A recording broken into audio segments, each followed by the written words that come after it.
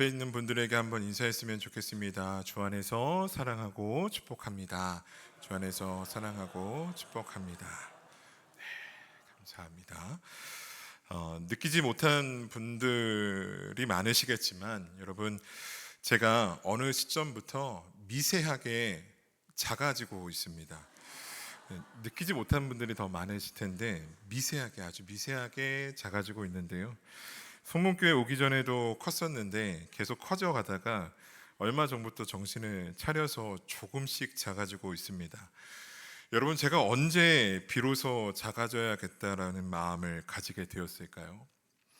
사실 제 모습을 가장 오랫동안 곁에서 지켜보았고 이렇게 커지기 전에 모습도 다 지켜본 부모님은 저만 보면 살 빼야 한다라는 말씀을 하셨어요. 말을 아무리 해도 아들이 듣지 않는 것 같아 속상하셨는지 언젠가는 레몬즙을 몇 박스를 사다 주시면서 꼭 공복에 챙겨 먹으라고, 또 언제는 카무트살을 사오시면서 꼭 같이 밥 지어 먹으라고 하셨던 기억이 있습니다. 아들을 사랑하는 마음으로 하시는 말씀이라는 걸 왜 모르겠습니까? 그런데 잘 되지가 않더라고요. 그런데 비로소 작아져야겠다라는 마음을 가지게 된 사건이 있었는데요. 그것은 딸아이가 저에게 한 한마디, 한 말 때문이었습니다. 어느 날 딸아이가 저에게 이런 말을 하는 거예요. 아빠, 홍석현 목사님은 요런데 왜 아빠는 요런 거야? 여러분, 저는 그 말을 듣고 비로소 살을 빼야겠다라는 마음을 먹게 되었습니다. 요로했습니다. 요랬다. 비로소라는 표현의 의미를 생각해 보기를 원했는데요. 비로소라는 것, 그 전에는 그렇게 하지 않았거나 또는 못했거나 어떤 시점에 어떤 사건으로 인해서 그 하지 못했고 못했던 그 일이 어떤 사건으로 인해서 시작하게 되었다라는 것을 표현하는 말이 비로소라는 표현입니다. 오늘 본문에도 비로소라는 표현이 등장하고 있는데요. 26절 하반절 같이 한번 읽어보도록 하겠습니다. 비로소 여호와 이름을 불렀더라. 비로소 여호와 이름을 불렀다라고 오늘 본문은 기록하고 있습니다. 무슨 뜻일까요? 이전에는 여호와 이름을 도무지 찾지 않고 부르지 않고 예배하지 않았다라는 겁니다.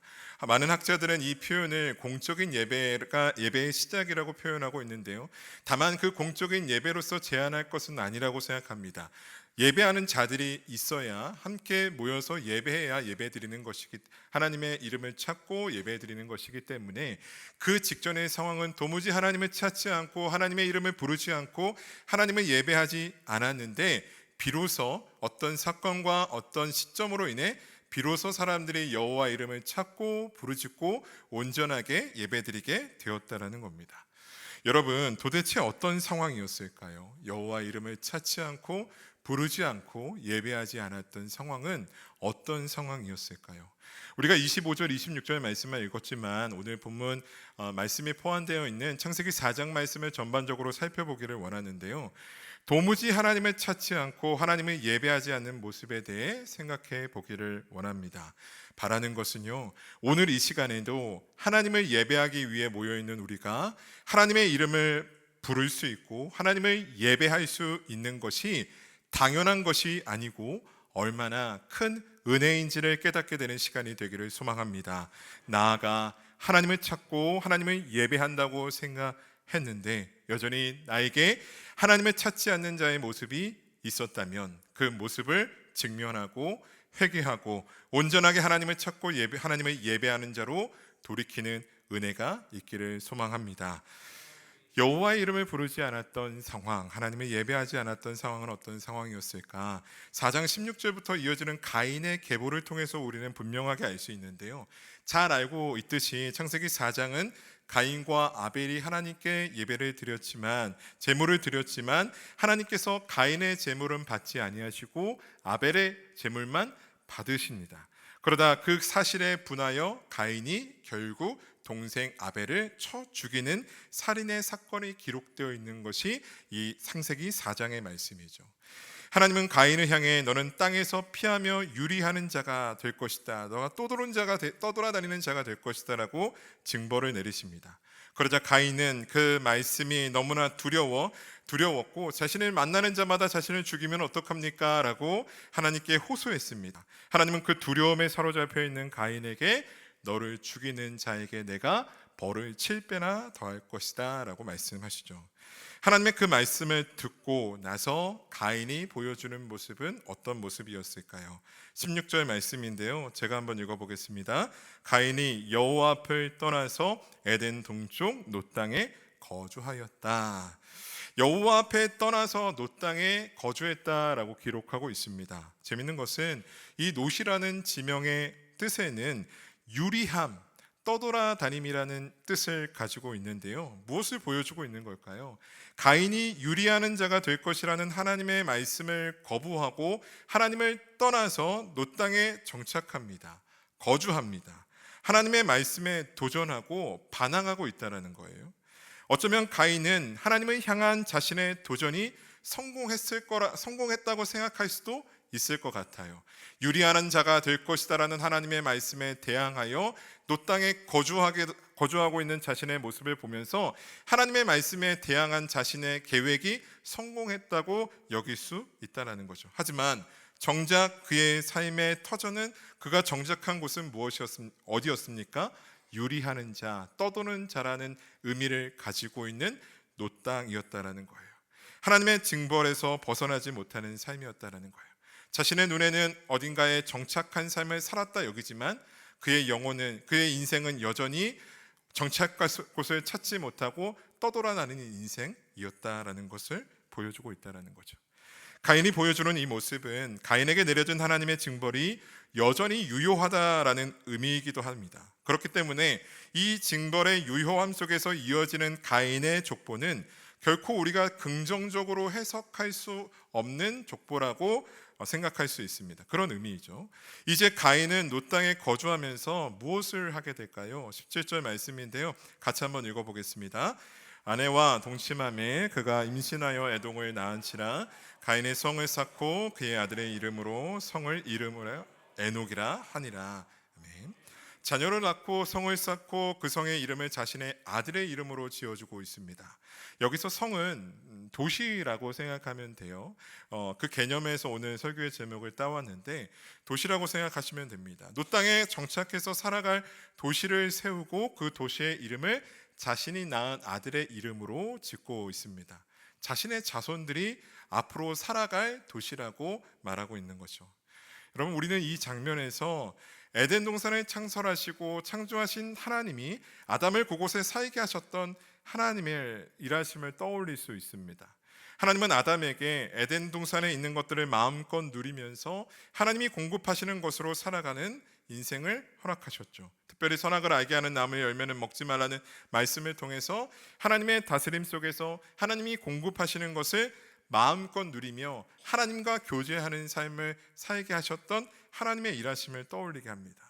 그러니까 에녹이라는 도시를 세우는 가인의 모습은 하나님 없이도 살아갈 수 있는 곳, 자신들의 지혜와 자신들의 능력으로 스스로를 지키며 자신들의 방식으로 살아갈 수 있는 도시를 만들어 가겠다고 이 세상에 천명하고 있다는 거죠. 그렇게 에녹이라고 불리는 가인의 도시에서 이제 가인을 향한 하나님의 징벌이 유효한 상태에서 가인의 족보가 이어지는 내용이 18절부터 말씀입니다. 제가 읽어볼게요. 에녹이 이라스를 낳고 이라스는 무야엘을 낳고 무야엘은 무드사일을 낳고 무드사일은 라멕을 낳았더라. 여기서 라멕이라는 사람이 굉장히 중요한데요, 이 라멕은 가인의 도시가 어떤 도시였는지, 가인이 세워간 도시가 어떤 도시였는지 그 도시의 성격과 그 도시의 본질을 가장 정확하게 보여줄 수 있는 인물입니다. 19절의 말씀입니다. 라멕이 두 아내를 맞이하였으니 하나의 이름은 아다요 하나의 이름은 실라였더라. 그러니까 하나님은 에덴을 창설하시고 그것에 아담을 살게 하셨죠. 그리고 혼자 있는 아담의 모습이 보기 좋지 않아 그의 갈빗대를 취해서 여자를 창조하시고 그 한 몸을 이루게 하셨습니다. 그런데 이 가인의 도시에서는 어떤 일이 벌어지고 있습니까? 라멕이 두 아내를 취하고 있습니다. 자신이 세운 그 도시 속에서 하나님의 질서, 하나님이 세우신 창조의 질서에 도전하며 하나님의 질서를 외면하고 자신이 세운 질서로 자신의 취향과 자신의 소유와 자신의 만족을 위해 두 아내를 취하고 있는 람에게 모습을 보여주고 있다라는 거죠. 하나님이 세우신 창조 질서의 질서를 자신의 탐욕과 욕망으로 반항하고 도전하고 있는 모습이 두 아내를 취하고 있는 람에게 모습의 본질이라는 겁니다. 한 남자가 한 여자를 한 몸을 이루도록 하신 하나님의 질서를 세우시는 하나님보다 자신이 더 강한 자라는 것을 람에게 보여주고 있다라는 것이죠. 게다가 두 아내의 이름을 성경은 뭐라고 설명하고 있죠? 아다였고 실라였다고 기록되어 있는데요. 이 아다라는 이름의 뜻은 장식품이라는 뜻이고요. 실라는 그림자라는 뜻을 가지고 있습니다. 그래서 이 상황에 대해서 이 람에게 두 아내를 취하고 두 아내의 이름이 아다와 실라라는 이 본문의 내용을 통해서 정갑신 목사님은 이 부분을 이렇게 설명을 하고 있는데요. 제가 읽어보겠습니다. 람에게 두 아내의 이름 중 아다는 장식품, 실라는 그늘, 그림자라는 뜻이다. 그녀들의 이름은 람에게 굴림을 반영한다. 람에는 한마디로 굴림하고 지배하고 자신이 주인인 나라를 세우는 자였다. 이 모습에서 이 의미를 찾을 수 있다는 겁니다. 람에게 아다와 실라는 그저 자신의 욕구를 충족시키는 도구였고 람에는 그녀들을 소유하고 그 위에서 군림했다라는 거예요. 이것이 얼마나 파괴적이고 자기중심적인 모습입니까? 가인의 도시가 파괴적이고 자기중심적인 도시, 죄악이 강력한 도시였다라는 것을 보여주고 있다는 거죠. 끝이 아닙니다. 이어지는 20절부터 23절, 22절까지의 말씀을 통해 람에게 자녀들에 대한 설명이 기록되어 있는데 특별히 이들이 가축을 치는 자의 조상이 되었고 수금과 퉁소를 잡는 모든 자의 조상이 되었고 구리와 쇠로 여러 가지 기구를 만드는 자라고 본문은 소개하고 있습니다. 대부분의 학자들은 가인에게 내리신 하나님의 징벌의 유효함이 그의 족보에 계속 이어지고 있지만 모든 자에게 허락하신 하나님의 일반적인 은총은 그러함에도 이 가인의 족보에서 흘러가고 있다는 것을 보여주는 것이 가인의 족보에서 이 가축을 치는 자의 조상이 생기고 이 문명과 과학과 이런 기술들이 발전하는 모습을 통해 보여주고 있다는 거예요. 그러니까 하나님이 그들에게 징벌을 내리셨지만 여전히 그들에게도 이 세상 가운데 허락하신 하나님의 일반적인 은총도 그들에게도 허락하셨다라는 것을 보여주는 내용이라는 거죠. 저는 이 해석에 동의하면서 그것을 이런 의미로 생각할 수 있다고 보는데요. 하나님 없이도 살아갈 수 있고 하나님보다 자신이 강한 자라고 생각하지만 여전히 하나님 손 안에서 하나님께서 허락하시는 것을 의지해 살아갈 수밖에 없는 현실을 그대로 보여주고 있다는 것이죠. 성경이 자세하게 기록되어 있지는 않지만 람에게 아들로부터 문명이 시작된 것처럼 보여주고 있습니다. 어떤 의도일까요? 고대 근동의 문헌들을 보면 모든 문명은 신적인 존재, 영웅과 현자들로부터 시작되는 것으로 기록되어 있는 것을 그 고대 문명의 그 문헌 중에 곳곳에서 살펴볼 수 있다고 하는데요. 여러분 이게 무슨 말이냐고 생각하실 수 있는데 어려운 내용이 아닙니다. 여러분 우리도 곰이 100일 동안 마늘과 쑥을 먹으면서 사람이 되어서 시작된 민족이라고 그렇게 배웠잖아요. 그렇게 끊임없이 배웠잖아요. 신라는 큰 알에서 태어난 박혁거세가 세웠다고 배우지 않습니까? 그러니까 그 문명의 시작을 고대 근동에서 그 수많은 문헌들을 살펴볼 때 그런 신적인 존재, 영웅과 현자들로 인해서 고대의 문명이 시작되었다라는 것을 곳곳에서 기록하고 있다라는 거예요. 이게 무슨 의미입니까? 가인이 세운 도시가 자신들의 신적인 존재로 높이며 자신들의 강함을 드러내고 높이는 도시였다라는 것을 보여주고 있다라는 것이죠. 하나님이 허락하신 것들인데 마치 자신이 그 모든 것의 시작이 된 것처럼 신적인 존재로 스스로 여기고 스스로 평가하는 그런 도시였다라는 걸 보여주고 있습니다. 이제 그 절정이 이 라멕이 머물고 있는 이 가인이 세운 에녹이라는 도시의 그 본질이 무엇인지를 보여주는 절정이 이제 이어지는 23절, 24절에서 나타나는 라멕의 노래를 통해 알 수 있는데요. 이 말씀은 좀 천천히 같이 한번 읽어봤으면 좋겠습니다. 같이 한번 읽어보겠습니다. 라멕이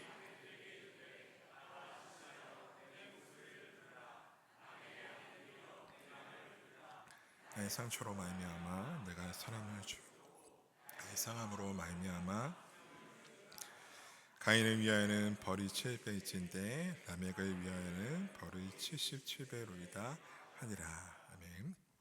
나의 상처로 말미암아 내가 사람을 죽였고 나의 상함으로 말미암아 소년을 죽였다고 말하고 있습니다. 여러분, 이것이 얼마나 파괴적이고 잔인한 말입니까? 가인은 아벨을 죽였을 뿐이지만 나 라멕은 이 사람도 죽였고 저 사람도 죽였다. 이 사람도 죽일 수 있고 저 사람도 죽일 수 있는 사람이 바로 나 라멕이다라고 말하고 있는 거예요. 그리고서 말합니다. 가인을 위하여는 벌이 7배였지만 나 자신을 위해선 라멕을 위하여 벌은 77배다. 여러분, 이게 무슨 뜻일까요? 가인을 해하는 자에게 7배나 되는 벌을 주겠다고 말씀하신 건 누구셨습니까? 하나님이셨잖아요. 그 하나님이 주신 라멕을 향한 말씀을 들어서 사용하면서 자신을 위하여는 벌이 77배라고 말하고 있는 것은 나는 스스로 지킬 수 있는 사람이고 나는 하나님보다 더 강한 재판장이다라고 선언하고 있는 것이 이 라멕의 말이라는 겁니다.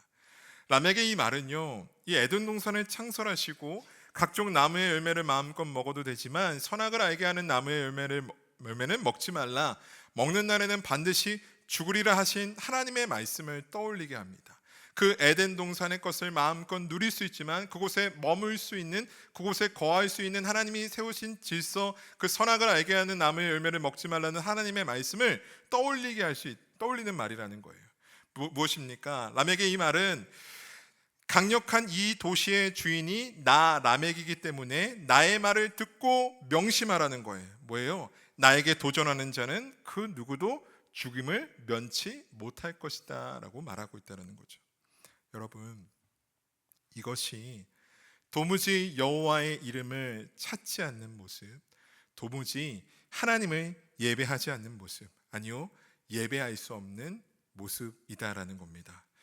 자신의 지혜와 능력으로 하나님 없이도 살아갈 수 있다 여기며 자신의 이름을 높이기 위해 누군가를 짓밟고 그 위에 군림하면서 그 자리를 지키기 위해 폭력적이고 파괴적인 방식으로 살아가니 여호와의 이름을 도무지 찾을 수 없다라는 것이죠. 여러분, 우리는 이 모습에서 자유하십니까? 라멕의 모습을 보면서 나는 저 정도는 아니겠지, 지금도 예배를 드리고 있잖아 라고 내심 자유함을 가져보려고 하시는 분들도 있을 것 같습니다. 그런데요, 내가 살아가고 있는 가정과 일터와 이 도시와 이 나라 안에서 고스란히 나타나고 있는 모습이지 않습니까? 자신의 만족과 유익을 위해서, 더 소유하고 더 높아지기 위해서, 더 강력한 자가 되기 위해서 파괴적이고 자기중심적인 방식이 난무한 세상 속에 우리가 살아가고 있다라는 겁니다. 아니라고 말하지만, 아닌 척하며 살아가지만 실상은 나도 이 세상에 난무한 그 방식대로 나만을 위해, 더 소유하기 위해, 더 높아지기 위해 자기중심적으로 파괴적인 방식으로 빼앗고 상처 주고 짓밟으면서 하나님 없이도 살아갈 수 있는 세상인 것 마냥 살아가고 있는 우리의 모습이 있지 않습니까?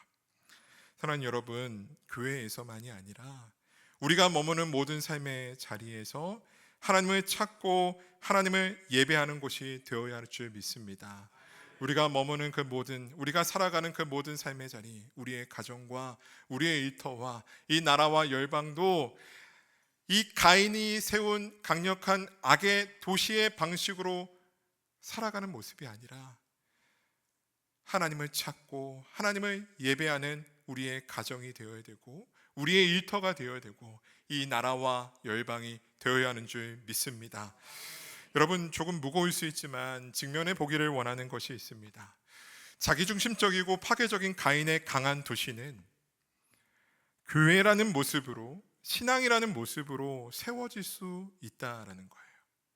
그저 우리의 일상에, 우리가 살아가고 있는 일상의 세상의 모습들 속에서만이 아니라 교회라는 모습으로, 신앙의 모습으로 자기중심적이고 파괴적인 강한 도시가 세워질 수 있다라는 거예요. 예배하기 위해 예배자들이 모인 이곳이 도무지 하나님의 이름을 부르지 않는 곳이 되어버릴 수 있다라는 것이죠. 예배를 드린다고 하지만 실상은 예배를 드리는 것이 아닐 수 있다라는 거예요. 4장 1절 말씀 같이 한번 읽어봤으면 좋겠습니다. 함께 읽겠습니다. 아담이 그의 아내 하와와 동침하매 하와가 임신하여 가인을 낳고 이르되 내가 여호와로 말미암아 득남하였다 하니라. 하와가 가인을 낳고 뭐라고 말하고 있습니까? 내가 여호와로 말미암아 득남하였다. 여러분 잘 느끼지 못할 수도 있는데요, 하와가 말하고 있는 이 표현은요, 자신을 강조하고 있어요. 그래서 원어적으로 보면, 원어적인 순서로 보면 내가 득남하였다 여호와로 말미암아라는 거예요. 사실 여호와로 말미암아라는 이 해석에는요, 원어적으로 논쟁이 참 많습니다. 그런데 이 고신대 기동영 교수님이 자신의 창세기 주석에서 이 여러 가지 원어에 대한 논쟁들을 다 이제 설명하기 위해 설명해서 그 논쟁들을 통해 직역을 하면 두 가지 표현으로 직역을 할 수 있는데 한번 띄워주시겠어요? 첫째는 내가 여호와와 함께 사람을 낳았다라고도 직역할 수 있고요. 또 한 가지는 내가 사람 즉 여호와를 낳았다라고도 직역할 수 있다라는 거예요. 실제로 종교개혁자 루터는 내가 여호와를 얻었다라고 이 본문을 직역합니다. 여러분 지금 하와가 무슨 말을 하고 있는 것인가 갸우뚱할 수 있어요. 아니 하와가 자신의 입으로 가인을 낳았는데 내가 여호와를 낳았다고 말했다고? 이해되지 않는다고 생각할 수 있는데요, 근데 하나님께서 죄를 지은 아담과 하와 그리고 뱀을 벌하시면서 하신 말씀을 떠올리면요, 이 말씀이 어떤 의미였고 하와가 어떤 의미에서 이렇게 말했을 것 같다라는 생각을 할 수 있는데요, 3장 15절 말씀입니다. 같이 한번 읽어보겠습니다. 내가 너로 여자와 원수가 되게 하고 내 후손도 내 원수가 되게 하리니 여자의 후손은 내 머리를 상하게 할 것이요 너는 그의 발꿈치를 상하게 할 것이니라 하시고, 하나님은 여자의 후손이 뱀의 머리를 상하게 할 것이다라고 말씀하셨잖아요. 이 말씀을 원시복음이라고 하는데요, 그러니까 하와가 가인을 낳았을 때 그녀는 당연히 가인이 뱀의 머리를 상하게 할 자, 하나님이 자신에게 약속하신 말씀, 여자인 자신의 후손을 통해 뱀의 머리를 상하게 할 자, 그러니까 이 가인이 자신이 마주하고 있는, 이 세상에 마주하고 있는 죄와 사망의 문제를 해결해 줄 존재로 생각했다라는 겁니다. 그런데 여러분 이것보다 이 여러 가지 해석의 논쟁보다 더 중요한 것은 지금 그 일을 하와가 누가 했냐고 말하고 있냐라는 거예요. 브루스 위케라는 학자가 자신의 주석에서 이 부분을 이렇게 해석을 하는데요, 같이 한번 읽어보겠습니다. 본질적으로 하와는 내가 이 일을 해냈습니다 라고 말한다. 독자는 하와에서 가인의 삶과 계보에 나타날 문제를 예견한다. 뭐라고 말하고 있어요? 자신이 했다라는 거예요. 그러니까 하와의 말에 대해서 정확한 의미를 찾을 수는 없지만요, 그 의미 안에는 내가 이 죄와 사망의 문제를, 자신이 낳은 가인이 죄와 사망의 문제를 해결할 메시아적 존재라고 생각했던 마음을 가졌다가도 생각할 수 있는데, 그거를 차지하더라도 그 모든 일들의 주권이 누가 했다라는 거예요? 누가 그 일을 했다라는 거예요? 자신이 했다라고 하와가 말을 하고 있다라는 거죠. 여러분 하와의 이 말을 통해서 자기중심적이고 파괴적인 강력한 가인의 도시가 어떻게 세워졌는지 우리는 알 수 있습니다. 교회가, 우리의 신앙이 자기중심적이고 파괴적인 강력한 가인의 도시처럼 세워질 수 있는 위험이 바로 여기에 있습니다. 무엇입니까? 내가 했다고 생각한다라는 거예요. 다른 거 아니에요. 어려운 거 말씀드리는 것이 아닙니다. 내가 했다라고 생각한다라는 겁니다. 입술로는 하나님이 하셨다고 말하지만 나의 내면 속에서는 나의 열심과 나의 노력과 나의 헌신이, 나의 특별함이, 나의 어떠함이 이루어낸 신앙이고 이루어낸 교회라고 생각할 때 그 교회는 자기중심적이고 파괴적인 강력한 가인의 도시로 세워질 수 있다라는 것입니다. 그렇다면 여러분, 우리의 신앙이, 우리의 교회가, 나아가 우리의 일상의 모든 순간이 온전하게 하나님을 찾고 하나님을 예배하기 위해서 회복해야 하는 것은 무엇일까요? 가인의 강력한 도시에서 람에게 노래가 울려 퍼지고 있을 때 그 도시 밖에서 비로소 여호와의 이름을 부르는 자들, 하나님을 예배하는 자들이 있었습니다. 창세기 4장 25절 26절 말씀인데요, 같이 한번 읽어보도록 하겠습니다. 아담이 다시 자기 아내와 동침함에 그가 아들을 낳아 그의 이름을 셋이라 하였으니 이는 하나님이 내게 가인이 죽인 아벨 대신에 다른 씨를 주셨다 함이며, 셋도 아들을 낳고 그의 이름을 에노스라 하였으며 그때의 사람들이 비로소 여호와의 이름을 불렀더라. 아멘. 하나님께서 가인이 죽인 아벨 대신에 아담과 하와에게 다른 씨 셋이라는 아들을 주셨습니다.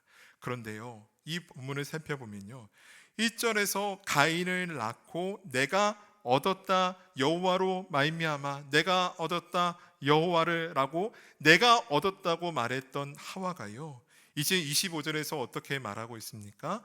하나님이 내게 다른 씨를 주셨다라고 고백하고 있어요. 가인의 실패를 지켜본 하와는 이제 자신의 어떤 것도 내세우지 않고 있습니다. 그리고 그 셋이 아들을 낳고 그 아들의 이름을 에노스라 하였을 때 사람들이 비로소 여호와의 이름을 불렀다라고 말하고 있습니다. 여러분, 이 에노스라는 이름은 인간이라는 뜻을 가지고 있습니다. 그러니까 셋이 자신의 아들에게 아우 이 인간아 라고 불러줬다라는 거예요. 이 인간아. 혹시 자녀들의 이름을 이런 식으로 지으신 분이 계신가요? 이 인간아. 그런데요, 이 에노스는 그냥 인간이 아니라요, 유한한 존재로서의 인간, 죽을 수밖에 없는 연약한 인간이라는 뜻을 가지고 있습니다. 정갑신 목사님은 이 부분에 대해서 이렇게 말을 하는데요, 제가 한번 읽어보겠습니다. 에노스는 사람이라는 뜻이다. 아담과 에노스 둘 다 사람을 뜻하지만 에노스는 주로 병들거나 마침내 죽게 되는 연약한 사람의 연약함이 강조될 때 쓰인다. 셋이 에노스를 낳기 전에까지 사람들은 여호와 하나님의 이름을 부르지 않았다. 사랑하는 여러분, 우리가 하나님을 찾고 하나님을 예배할 수 있는 것은 어디로부터 시작된 것일까요? 내가 하나님 없이는 죽을 수밖에 없는 유한하고 연약한 죄인이라는 것을 깨닫게 하시는 하나님의 은혜로부터 시작된 줄 믿습니다. 여러분, 하나님은 우리가 하나님을 찾고 하나님을 예배하는 자로 살아가기 위해 어떻게 일하셨을까요? 끊임없이 자기중심적으로 파괴적인 삶을 살아갈 수밖에 없는 유한하고 연약한 죄인된 우리를 외면하지 아니하시고 다시 비로소 여호와 이름을 찾고 하나님을 예배하는 존재로 살아가게 하시기 위해서 하나님은 어떤 일을 행하셨을까요? 하나님 없이도 살아갈 수 있다고 외치며 강력한 도시를 만들어가는 가인의 계보가 아니라 나의 어떠함도 내세울 수 없도록 나는 죽을 수밖에 없는 연약한 존재라고, 모든 것이 하나님의 은혜임을 고백하게 하신 아담과 셋과 에노스로 이어지는 계보를 통해 예수 그리스도를 이 땅에 보내주신 줄 믿습니다. 하나님의 아들이 죄가 없으심에도 우리의 연약한 육신을 입고 이 땅에 오셨습니다. 십자가에서 우리가 받아야 할 그 죄의 형벌과 하나님의 진노를 그분이 대신 받으셨습니다. 세상에 보기에는 가장 수치스럽고 약해 보이는 그 자리에서 죄와 죽음과 사탄의 권세를 깨뜨리시고 부활로 승리하셨습니다.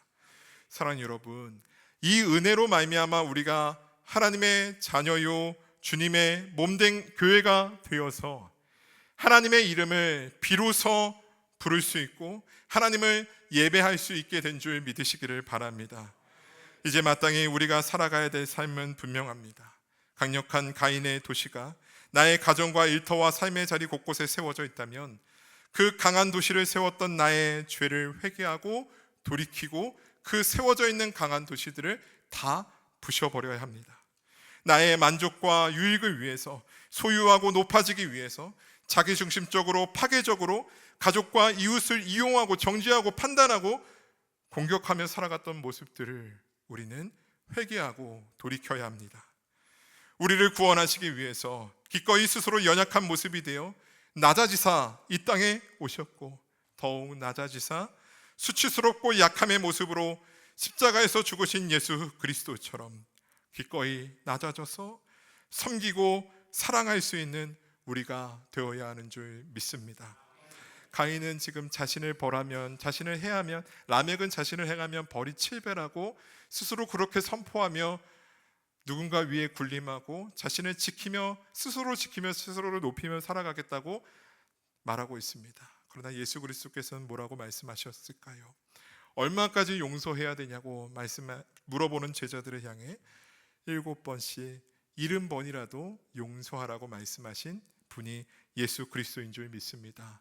우리가 살아가야 될 삶은 무엇입니까? 나를 해하면, 나 건드리면 나도 똑같이, 아니 7배나 복수할 거야 라는 방식으로 살아가는 것이 아니라 7번씩 70번이라도 용서하라 말씀하신 예수 그리스도, 그리고 그 용서를 십자가 죽으심으로 말미암아 본인이 스스로 성취하시고 이루신 예수 그리스도의 은혜에 붙잡혀 한 영혼을 사랑하고 섬기는 자리로 나아가는 것이 우리가 살아야 할 삶인 줄 믿습니다. 주님의 몸된 교회와 주님을 향한 우리의 신앙도 온전하게 하나님의 이름을 부르며 하나님을 예배하는 교회와 신앙이 되어야 합니다. 내가 강해질 수 있다고 생각하는 어리석음, 내가 무엇을 이루었고 이루어야 한다는 어리석음들은 내려놓고 하나님 없이는 죽을 수밖에 없는 연약하고 유한한 존재인 우리를 외면하지 아니하시고 구원하여 주신 은혜, 하나님이 예수 그리스도를 통해서 이미 다 이루신 그 은혜를 힘입어 하나님만을 높이고 하나님만을 예배하는 예배자가 되어야 되고 우리 주님의 몸된 교회가 되어야 하는 줄 믿습니다. 사랑하는 성도 여러분, 강한 도시 밖에서 연약함을 깨닫게 하셨을 때 비로소 불려진 여호와 하나님의 이름이 우리의 삶의 모든 자리에서 고백되고 선포되어야 하는 줄 믿습니다. 우리의 삶의 모든 자리가 여호와 하나님의 이름을 부르며 하나님을 예배하는 삶이 되기를 소망합니다. 허락하신 말씀 기억하면서 함께 찬양하기를 원합니다.